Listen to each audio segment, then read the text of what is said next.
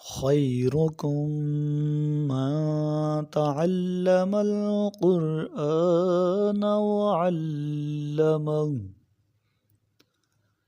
تم میں سے بہترین وہ ہے جو خود قرآن سیکھے اور دوسروں کو سکھائے۔ اعوذ باللہ من الشیطان الرجیم۔ میں پناہ مانگتا ہوں اللہ کی شیطان مردود سے۔ بسم اللہ الرحمن الرحیم۔ شروع کرتا ہوں اللہ کے بابرکت نام سے جو انتہائی مہربان اور رحیم ہے۔ إِلَّا الَّذِينَ تَابُوا وَأَصْلَحُوا وَاعْتَصَمُوا بِاللَّهِ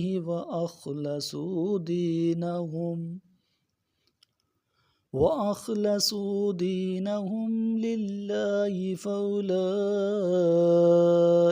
مَعَ الْمُؤْمِنِينَ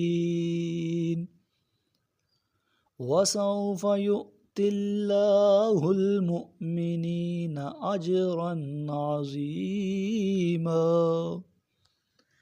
البتہ ان میں سے جو لوگ توبہ کریں اور اپنی اصلاح کر لیں تو اللہ سے متمسک رہیں اور اپنے دین کو اللہ کے لیے خالص کریں تو ایسے لوگ مومنوں کے ساتھ ہوں گے اور اللہ عن قریب مومنوں کو اجر عظیم عطا فرمائے گا۔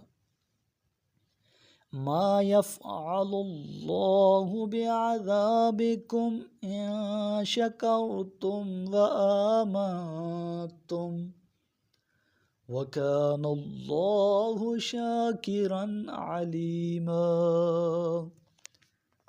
اور اگر تم شکر ادا کرو اور ایمان لے آؤ تو اللہ تمہیں عذاب دے کر کیا کرے گا، اور اللہ بڑا قدردان بڑا جاننے والا ہے۔ لا يحب الله الجهر بالسوء من القول إلا من ظلم وكان الله سميعا عليما۔ اللہ اس بات کو پسند نہیں کرتا کہ کوئی کسی کی برملا برائی کرے مگر یہ کہ مظلوم واقع ہو، اور اللہ بڑا سننے والا جاننے والا ہے۔ ان تبدوا خیرا او تخفوه او تعفوا عن سوء فإن اللہ کان عفوا قدیرا۔ اگر تم کوئی نیک کام اعلانیہ یا خفیہ کرو یا برائی سے درگزر کرو تو اللہ بڑا معاف کرنے والا قدرت والا ہے۔ ان الذين يكفرون بالله ورسله ويريدون ان يفرقوا بين الله ورسله ويقولون نؤمن ببعض ونكفر ببعض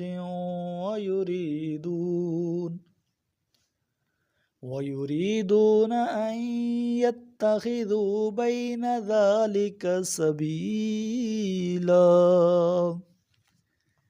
جو اللہ اور اس کے رسولوں کا انکار کرتے ہیں اور اللہ اور اس کے رسولوں کے درمیان تفریق ڈالنا چاہتے ہیں اور کہتے ہیں ہم بعض پر ایمان لائیں گے اور بعض کا انکار کریں گے، اور وہ اس طرح کفر و ایمان کے درمیان ایک راہ نکالنا چاہتے ہیں۔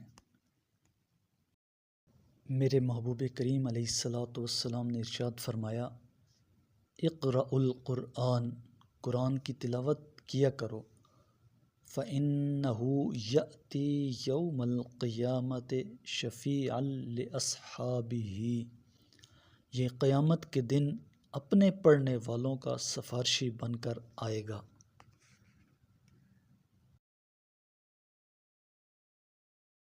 صدق اللہ العظیم۔